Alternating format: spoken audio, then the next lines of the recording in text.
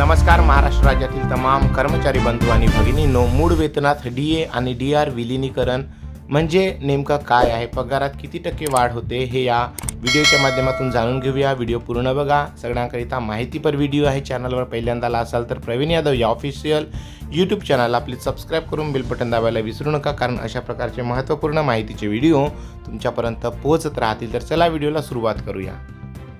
बंधूंनो, वेतन आयोगामध्ये कर्मचाऱ्यांना देण्यात येणाऱ्या डीए डीआर मूळ वेतनात करण्यात येणार का, असा प्रश्न लोकसभेत उपस्थित करण्यात आला होता। आपणात माहीत असेलच की 1/1/2026 पासून सरकारी कर्मचाऱ्यांना नवीन वेतन आयोग लागू केला जाणार आहे।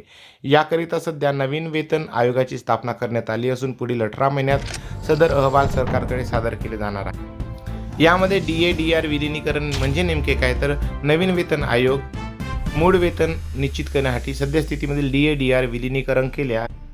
सध्या 7व्या वेतन आयोगामध्ये कर्मचाऱ्यांना दिला जाणारा मूळ व त्यावरील मूळ वेतनात हे 8व्या वेतन आयोगामध्ये मूळ वेतन होईल।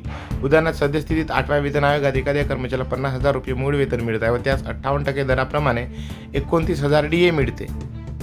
तर त्यास नवीन वेतन आयोगामध्ये डीए डीआर मूळ वेतन विलिनीकरण केल्यास 79,000 रुपये इतके होईल। त्यानुसार नवीन वेतन आयोगात देय भत्ते दिले जातील।